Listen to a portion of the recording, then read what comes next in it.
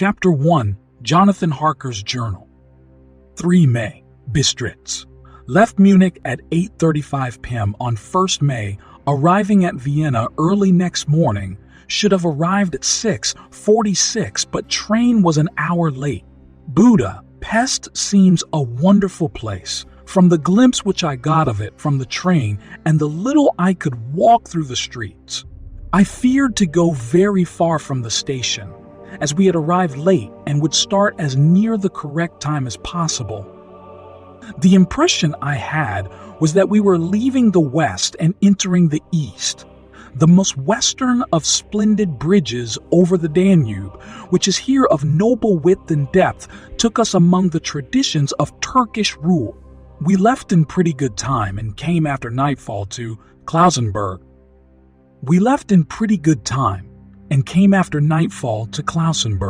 Here I stopped for the night at the Hotel Royal. I had for dinner, or rather supper, a chicken done up some way with red pepper, which was very good but thirsty. Mina, get recipe for Mina, I asked the waiter, and he said it was called paprika Hendel, and that, as it was a national dish, I should be able to get it anywhere along the Carpathians. I found my smattering of German very useful here. Indeed, I don't know how I should be able to get on without it.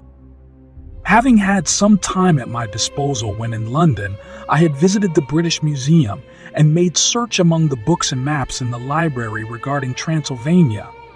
It had struck me that some foreknowledge of the country could hardly fail to have some importance in dealing with a nobleman of that country. I find that the district he named is in the extreme east of the country, just on the borders of 3 states, Transylvania, Moldavia, and Bukovina, in the midst of the Carpathian Mountains, one of the wildest and least known portions of Europe.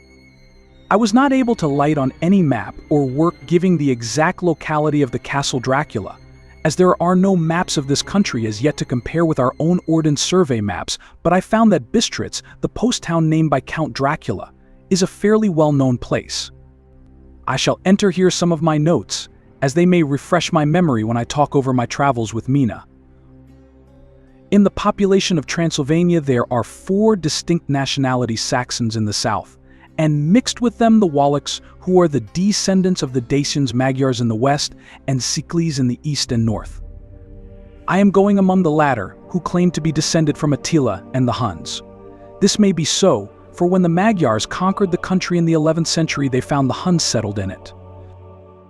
I read that every known superstition in the world is gathered into the horseshoe of the Carpathians, as if it were the center of some sort of imaginative whirlpool. If so, my stay may be very interesting. I must ask the Count all about them. I did not sleep well, though my bed was comfortable enough, for I had all sorts of queer dreams. There was a dog howling all night under my window, which may have had something to do with it, or it may have been the paprika, for I had to drink up all the water in my carafe and was still thirsty. Towards morning I slept, and was wakened by the continuous knocking at my door, so I guess I must have been sleeping soundly then. I had for breakfast more paprika and a sort of porridge of maize flour which they said was mamalaga, and eggplant stuffed with forcemeat, a very excellent dish, which they call implatata. Get recipe for this also. I had to hurry breakfast, for the train started a little before 8, or rather it ought to have done so, for after rushing to the station at 7:30 I had to sit in the carriage for more than an hour before we began to move. It seems to me that the further east you go the more unpunctual are the trains. What ought they to be in China? All day long we seemed to dawdle through a country which was full of beauty of every kind. Sometimes we saw little towns or castles on the top of steep hills such as we see in old missals. Sometimes we ran by rivers and streams which seemed from the wide stony margin on each side of them to be subject of great floods. It takes a lot of water and running strong to sweep the outside edge of a river clear. At every station there were groups of people, sometimes crowds, and in all sorts of attire. Some of them were just like the peasants at home, or those I saw coming through France and Germany, with short jackets and round hats and homemade trousers, but others were very picturesque. The women looked pretty, except when you got near them, but they were very clumsy about the waist. They had all full white sleeves of some kind or other, and most of them had big belts with a lot of strips of something tearing from them like the dresses in a ballet, but of course there were petticoats under them. The strangest figures we saw were the Slovaks, who were more barbarian than the rest, with their big cowboy hats, great baggy dirty white trousers, white linen shirts, and enormous heavy leather belts, nearly a foot wide, all studded over with brass nails. They wore high boots with their trousers tucked into them and had long black hair and heavy black mustaches. They are very picturesque but do not look prepossessing. On the stage they would be set down at once as some old Oriental band of brigands. They are, however, I am told, very harmless and rather wanting in natural self-assertion. It was on the dark side of twilight when we got to Bistritz, which is a very interesting old place. Being practically on the frontier for the Borgo Pass leads from it into Bukovina, it has had a very stormy existence, and it certainly shows marks of it. 50 years ago, a series of great fires took place, which made terrible havoc on 5 separate occasions. At the very beginning of the 17th century, it underwent a siege of 3 weeks and lost 13,000 people, the casualties of war proper being assisted by famine and disease. Count Dracula had directed me to go to the Golden Krone Hotel, which I found, to my great delight, to be thoroughly old-fashioned, for of course I wanted to see all I could of the ways of the country. I was evidently expected, for when I got near the door I faced a cheery-looking elderly woman in the usual peasant dress white undergarment with a long double apron, front and back, of colored stuff fitting almost too tight for modesty. When I came close she bowed and said, "The Herr Englishman?" "Yes," I said, "Jonathan Harker." She smiled and gave some message to an elderly man in white shirt sleeves who had followed her to the door. He went, but immediately returned with a letter. "My friend, welcome to the Carpathians. I am anxiously expecting you. Sleep well tonight. At 3 tomorrow the diligence will start for Bukovina. A place on it is kept for you. At the Borgo Pass my carriage will await you and will bring you to me. I trust that your journey from London has been a happy one, and that you will enjoy your stay in my beautiful land. Your friend, Dracula." 4th May, I found that my landlord had got a letter from the Count, directing him to secure the best place on the coach for me, but on making inquiries as to details he seemed somewhat reticent, and pretended that he could not understand my German. This could not be true, because up to then he had understood it perfectly at least. He answered my questions exactly as if he did. He and his wife, the old lady who had received me, looked at each other in a frightened sort of way. He mumbled out that the money had been sent in a letter, and that was all he knew. When I asked him if he knew Count Dracula and could tell me anything of his castle, both he and his wife crossed themselves, and saying that they knew nothing at all, simply refused to speak further. It was so near the time of starting that I had no time to ask anyone else, for it was all very mysterious and not by any means comforting. Just before I was leaving, the old lady came up to my room and said in a hysterical way, "Must you go? Oh, young Herr, must you go?" She was in such an excited state that she seemed to have lost her grip of what German she knew, and mixed it all up with some other language which I did not know at all. I was just able to follow her by asking many questions. When I told her that I must go at once, and that I was engaged on important business, she asked again, "Do you know what day it is?" I answered that it was the 4th of May. She shook her head as she said again, "Oh yes, I know that, I know that, I know that, but do you know what day it is?" On my saying that I did not understand, she went on, "It is the eve of St. George's Day. Do you not know that tonight, when the clock strikes midnight, all the evil things in the world will have full sway? Do you know where you are going, and what you are going to?" She was in such evident distress that I tried to comfort her, but without effect. Finally, she went down on her knees and implored me not to go, at least to wait a day or two before starting. It was all very ridiculous, but I did not feel comfortable. However, there was business to be done, and I could allow nothing to interfere with it. I tried to raise her up and said, as gravely as I could, that I thanked her, but my duty was imperative, and that I must go.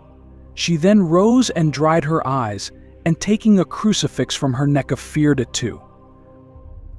I did not know what to do, for, as an English churchman, I have been taught to regard such things as in some measure idolatrous, and yet it seemed so ungracious to refuse an old lady meaning so well and in such a state of mind. She saw, I suppose, the doubt in my face, for she put the rosary round my neck and said, "For your mother's sake," and went out of the room. I am writing up this part of the diary whilst I am waiting for the coach, which is of course late, and the crucifix is still round my neck. Whether it is the old lady's fear, or the many ghostly traditions of this place, or the crucifix itself, I do not know, but I am not feeling nearly as easy in my mind as usual. If this book should ever reach Mina before I do, let it bring my goodbye. Here comes the coach, 5th May, the castle. The gray of the morning has passed, and the sun is high over the distant horizon, which seems jagged, whether with trees or hills I know not, for it is so far off that big things and little are mixed. I am not sleepy, and as I am not to be called till I awake, naturally I write till sleep comes. There are many odd things to put down, and lest who reads them may fancy that I dined too well before I left Bistritz. Let me put down my dinner exactly. I dined on what they called robber steak. Bits of bacon, onion, and beef, seasoned with red pepper and strung on sticks and roasted over the fire in simple style of the London cat's meat. The wine was golden mediash, which produces a queer sting on the tongue, which is, however, not disagreeable. I had only a couple of glasses of this and nothing else. When I got on the coach, the driver had not taken his seat, and I saw him talking to the landlady. They were evidently talking of me, for every now and then they looked at me, and some of the people who were sitting on the bench outside the door came and listened, and then looked at me, most of them pityingly. I could hear a lot of words often repeated, queer words, for there were many nationalities in the crowd, so I quietly got my polyglot dictionary from my bag and looked them out. I must say they were not cheering to me, for amongst them were Ordog Satan, Pokol Hell, Strigojko Witch, Vralak and Vielkoslak both mean the same thing, one being Slovak and the other Suravian for something that is either werewolf or vampire. Mem, I must ask the Count about these superstitions. When we started, the crowd round the inn door, which had by this time swelled to a considerable size, all made the sign of the cross and pointed 2 fingers towards me. With some difficulty I got a fellow passenger to tell me what they meant.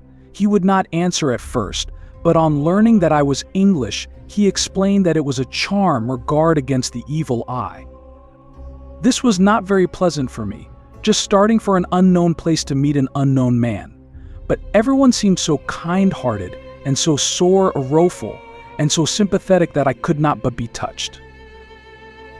I shall never forget the last glimpse which I had of the inn yard and its crowd of picturesque figures, all crossing themselves as they stood round the wide archway, with its background of rich foliage of oleander and orange trees in green tubs clustered in the center of the yard. Then our driver, whose wide linen drawers covered the whole front of the box seat, Gatsa they call them, cracked his big whip over his 4 small horses, which ran abreast, and we set off on our journey. I soon lost sight and recollection of ghostly fears in the beauty of the scene as we drove along, although had I known the language, or rather languages, which my fellow passengers were speaking, I might not have been able to throw them off so easily. Before us lay a green sloping land full of forests and woods, with here and there steep hills crowned with clumps of trees or with farmhouses, the blank gable end to the road. There was everywhere a bewildering mass of fruit blossom, apple, plum, pear, cherry, and as we drove by I could see the green grass under the trees spangled with the fallen petals. In and out amongst these green hills of what they call here the middle land ran the road, losing itself as it swept round the grassy curve, or was shut out by the straggling ends of pine woods, which here and there ran down the hillsides like tongues of flame. The road was rugged, but still we seemed to fly over it with a feverish haste. I could not understand then what the haste meant, but the driver was evidently bent on losing no time in reaching Borgo-Prund. I was told that this road is in summertime excellent, but that it had not yet been put in order after the winter snows. In this respect, it is different from the general run of roads in the Carpathians, for it is an old tradition that they are not to be kept in too good order. Of old, the hospodars would not repair them, lest the Turks should think that they were preparing to bring in foreign troops and so hasten the war which was always really at loading point. Beyond the green swelling hills of the middle land rose mighty slopes of forest up to the lofty steeps of the Carpathians themselves. Right and left of us they towered, with the afternoon sun falling full upon them and bringing out all the glorious colors of this beautiful range, deep blue and purple in the shadows of the peaks, green and brown where grass and rock mingled, and an endless perspective of jagged rock and pointed crags, till these were themselves lost in the distance, where the snowy peaks rose grandly. Here and there seemed mighty rifts in the mountains, through which, as the sun began to sink, we saw now and again the white gleam of falling water. One of my companions touched my arm as we swept round the base of a hill and opened up the lofty snow-covered peak of a mountain, which seemed, as we wound on our serpentine way, to be right before us.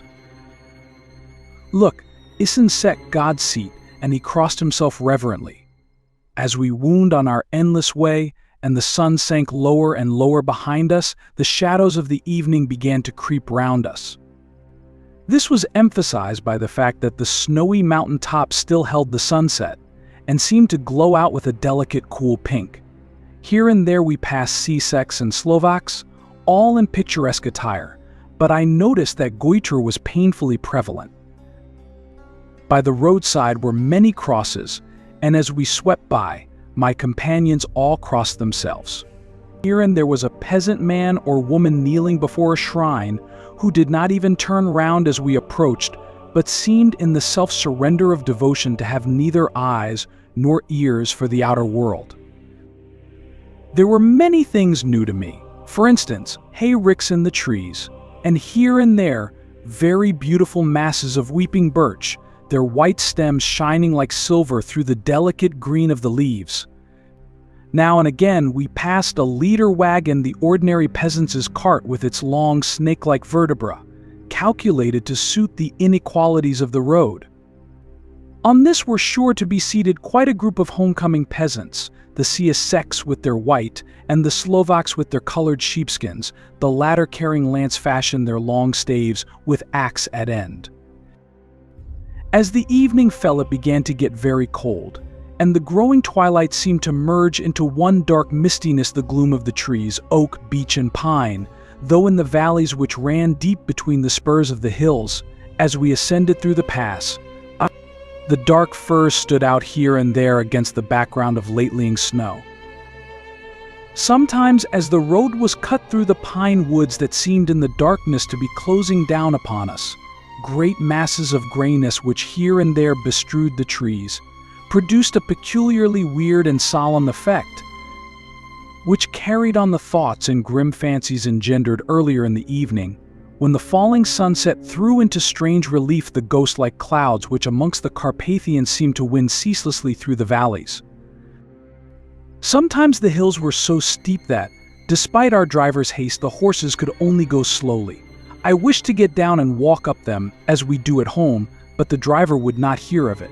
"No, no," he said. "You must not walk here. The dogs are too fierce," and then he added, with what he evidently meant for grim pleasantry, for he looked round to catch the approving smile of the rest, "and you may have enough of such matters before you go to sleep." The only stop he would make was a moment's pause to light his lamps. When it grew dark, there seemed to be some excitement amongst the passengers, and they kept speaking to him, one after the other, as though urging him to further speed. He lashed the horses unmercifully with his long whip, and with wild cries of encouragement urged them on to further exertions.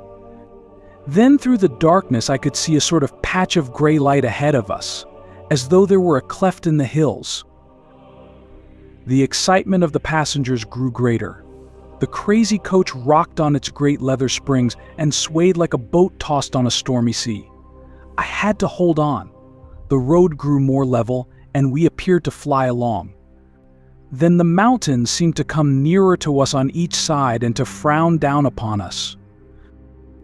We were entering on the Borgo Pass.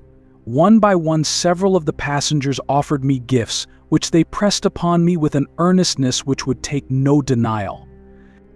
These were certainly of an odd and varied kind, but each was given in simple good faith, with a kindly word and a blessing, and that same strange mixture of fear-meaning movements which I had seen outside the hotel at Bistritz, the sign of the cross and the guard against the evil eye. Then, as we flew along, the driver leaned forward, and on each side the passengers, craning over the edge of the coach, peered eagerly into the darkness. It was evident that something very exciting was either happening or expected, but though I asked each passenger, no one would give me the slightest explanation. This state of excitement kept on for some little time. And at last we saw before us the pass opening out on the eastern side. There were dark, rolling clouds overhead, and in the air the heavy, oppressive sense of thunder. It seemed as though the mountain range had separated two atmospheres, and that now we had got into the thunderous one. I was now myself looking out for the conveyance which was to take me to the Count. Each moment I expected to see the glare of lamps through the blackness, but all was dark. The only light was the flickering rays of our own lamps, in which the steam from our hard-driven horses rose in a white cloud. We could see now the sandy road lying white before us, but there was on it no sign of a vehicle. The passengers drew back with a sigh of gladness, which seemed to mock my own disappointment. I was already thinking what I had best do, when the driver, looking at his watch, said to the others something which I could hardly hear. It was spoken so quietly and in so low a tone I thought it was an hour less than the time. Then turning to me, he spoke in German worse than my own. "There is no carriage here. The Herr is not expected after all. He will now come on to Bukovina and return tomorrow or the next day, better the next day." Whilst he was speaking, the horses began to neigh and snort and plunge wildly, so that the driver had to hold them up. Then, amongst a chorus of screams from the peasants and a universal crossing of themselves, a calash with 4 horses drove up behind us, overtook us, and drew up beside the coach. I could see from the flash of our lamps as the rays fell on them that the horses were coal-black and splendid animals. They were driven by a tall man, with a long brown beard and a great black hat, which seemed to hide his face from us.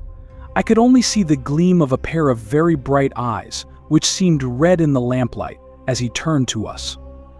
He said to the driver, "You are early tonight, my friend," the man stammered in reply. The English Herr was in a hurry, to which the stranger replied, "That is why, I suppose, you wished him to go on to Bukovina. You cannot deceive me, my friend. I know too much, and my horses are swift."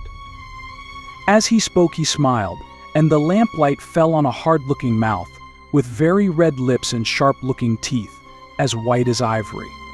One of my companions whispered to another the line from Berger's Lenore. "Den die Toten reiten schnell," for the dead travel fast. The strange driver evidently heard the words, for he looked up with a gleaming smile. The passenger turned his face away, at the same time putting out his 2 fingers and crossing himself. "Give me the Herr's luggage," said the driver, and with exceeding alacrity my bags were handed out and put in the calash. Then I descended from the side of the coach, as the calash was close alongside, the driver helping me with a hand which caught my arm in a grip of steel. His strength must have been prodigious. Without a word he shook his reins, the horses turned, and we swept into the darkness of the pass. As I looked back, I saw the steam from the horses of the coach by the light of the lamps, and projected against it the figures of my late companions crossing themselves. Then the driver cracked his whip and called to his horses, and off they swept on their way to Bukovina. As they sank into the darkness, I felt a strange chill, and a lonely feeling come over me. But a cloak was thrown over my shoulders and a rug across my knees, and the driver said in excellent German, "The night is chill, mein Herr, and my master the Count bade me take all care of you. There is a flask of Slivets, the plum brandy of the country, underneath the seat. If you should require it, I did not take any, but it was a comfort to know it was there all the same." I felt a little strangely, and not a little frightened. I think had there been any alternative, I should have taken it, instead of prosecuting that unknown night journey. The carriage went at a hard pace straight along. Then we made a complete turn and went along another straight road. It seemed to me that we were simply going over and over the same ground again, and so I took note of some salient point and found that this was so. I would have liked to have asked the driver what this all meant, but I really feared to do so, for I thought that, placed as I was, any protest would have had no effect in case there had been an intention to delay. By and by, however, as I was curious to know how time was passing, I struck a match, and by its flame looked at my watch. It was within a few minutes of midnight. This gave me a sort of shock, for I suppose the general superstition about midnight was increased by my recent experiences. I waited with a sick feeling of suspense. Then a dog began to howl somewhere in a farmhouse far down the road, a long, agonized wailing, as if from fear. The sound was taken up by another dog, and then another and another, till, borne on the wind which now sighed softly through the pass, a wild howling began, which seemed to come from all over the country, as far as the imagination could grasp it through the gloom of the night. At the first howl the horses began to strain and rear, but the driver spoke to them soothingly, and they quieted down, but shivered and sweated as though after a runaway from sudden fright. Then, far off in the distance, from the mountains on each side of us began a louder and a sharper howl-ing, that of wolves, which affected both the horses and myself in the same way. For I was minded to jump from the calash and run, whilst they reared again and plunged madly, so that the driver had to use all his great strength to keep them from bolting. In a few minutes, however, my own ears got accustomed to the sound, and the horses so far became quiet that the driver was able to descend and to stand before them. He petted and soothed them and whispered something in their ears, as I have heard of horse tamers doing, and with extraordinary effect, for under his caresses they became quite manageable again, though they still bled. The driver again took his seat, and shaking his reins, started off at a great pace. This time, after going to the far side or the pass, he suddenly turned down a narrow roadway which ran sharply to the right. Soon we were hemmed in with trees, which in places arched right over the roadway till we passed as through a tunnel, and again great frowning rocks guarded us boldly on either side. Though we were in shelter, we could hear the rising wind, for it moaned and whistled through the rocks, and the branches of the trees crashed together as we swept along. It grew colder and colder still, and fine, powdery snow began to fall, so that soon we and all around us were covered with a white blanket. The keen wind still carried the howling of the dogs, though this grew fainter as we went on our way. The baying of the wolves sounded nearer and nearer, as though they were closing round on us from every side. I grew dreadfully afraid, and the horse shared my fear. The driver, however, was not in the least disturbed. He kept turning his head to left and right, but I could not see anything through the darkness. Suddenly, away on our left, I saw a faint flickering blue flame. The driver saw it at the same moment. He at once checked the horses, and jumping to the ground, disappeared into the darkness. I did not know what to do, the less as the howling of the wolves grew closer. But while I wondered, the driver suddenly appeared again, and without a word took his seat, and we resumed our journey. I think I must have fallen asleep and kept dreaming of the incident, for it seemed to be repeated endlessly, and now looking back, it is like a sort of awful nightmare. Once the flame appeared so near the road that even in the darkness around us I could watch the driver's motions.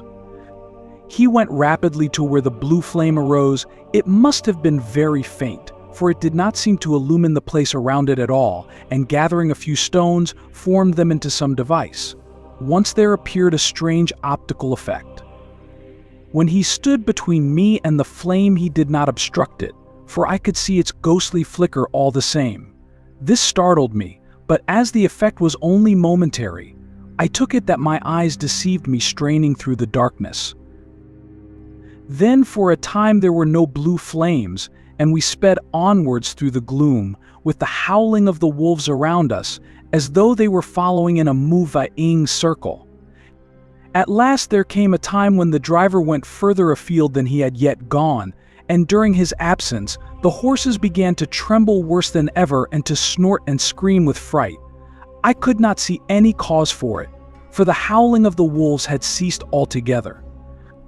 But just then the moon, sailing through the black clouds, appeared behind the jagged crest of a beetling, pine-clad rock, and by its light I saw around us a ring of wolves, with white teeth and lolling red tongues, with long, sinewy limbs and shaggy hair.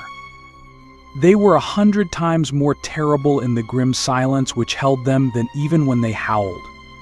For myself, I felt a sort of paralysis of fear. It is only when a man feels himself face to face with such horrors that he can understand their true import. All at once the wolves began to howl as though the moonlight had had some peculiar effect on them. The horses jumped about and reared and looked helplessly round with eyes that rolled in a way painful to see. But the living ring of terror encompassed them on every side, and they had perforce to remain within it. I called to the coachman to come, for it seemed to me that our only chance was to try to break out through the ring and to aid his approach. I shouted and beat the side of the calash, hoping by the noise to scare the wolves from the side, so as to give him a chance of reaching the trap. How he came there I know not, but I heard his voice raised in a tone of imperious command, and looking towards the sound, saw him stand in the roadway. As he swept his long arms, as though brushing aside some a palpable obstacle, the wolves fell back and back further still. Just then a heavy cloud passed across the face of the moon, so that we were again in darkness. When I could see again, the driver was climbing into the calash, and the wolves disappeared. This was all so strange and uncanny that a dreadful fear came upon me, and I was afraid to speak or move. The time seemed interminable as we swept on our way, now in almost complete darkness, for the rolling clouds obscured the moon. We kept on ascending, with occasional periods of quick descent, but in the main always ascending. Suddenly, I became conscious of the fact that the driver was in the act of pulling up the horses in the courtyard of a vast ruined castle, from whose tall black windows came no ray of light, and whose broken battlements showed a jagged line against the sky.